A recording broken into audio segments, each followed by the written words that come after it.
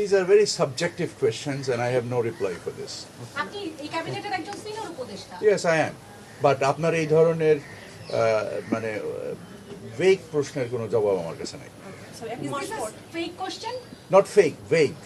আপনারা ক্যাবিনেটের মাধ্যমেই সংবাদ সম্মেলনের মাধ্যমে জানতে পারবেন যে পরিবর্তনগুলো, যে উদারীকরণের প্রচেষ্টা আমরা করছি, সহজীকরণের জন্য যে প্রচেষ্টা করছি, আমাদের ট্রানজ্যাকশন ইনস্ট্রুমেন্ট থেকে শুরু করে আমাদের কনফর্মিটি অ্যাসেসমেন্ট, আমাদের যে রেগুলেটরি রিকোয়ারমেন্টসগুলো আছে সেগুলোকে আমরা আরও সহজীকরণ কীভাবে করতে পারি, বাণিজ্য উপযোগী, বাংলাদেশ ব্যাংক সকল অংশীজন সহ আমরা এখানে বসে আলোচনায় বসেছিলাম।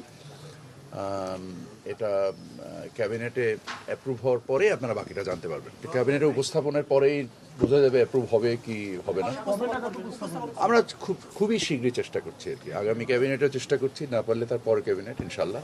আপনি যদি বিগত 5 বছরের আমাদের রপ্তানি বা আমদানির চিত্র দেখেন, আপনি বছর ভিত্তিক ওঠানামা দেখবেন, তার পরিপ্রেক্ষিতেই হয়েছে আমাদের প্রয়োজন, আমাদের আমদানি প্রয়োজন, আমাদের অর্থনৈতিক সক্ষমতা, আমাদের রপ্তানির উদ্দেশ্যে আমদানি, সকল কিছু মিলিয়েই আমাদের এই পরিমাণগত যে পরিবর্তনগুলো হয়। সো সেই ক্ষেত্রে আমরা এমন কোনো কিছু দেখছি না, তবে আমাদের বিভিন্ন রকমের ট্রেড মেজার্স নেওয়া হয়েছে। আপনারা জানেন যে আমাদের কিছু বর্ডার মেজার্স দ্বিপাক্ষিক বাণিজ্যের ক্ষেত্রে নেওয়া হয়েছে। সেটা কোনো ইম্প্যাক্ট এসছে কিনা আমরা এই মুহূর্তে স্পষ্ট করে বলতে পারছি না।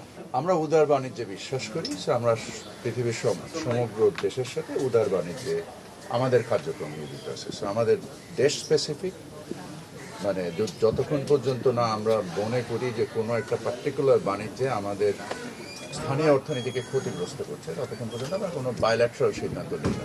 তো আমাদের সামগ্রিকভাবেই আমরা উদার বাণিজ্য।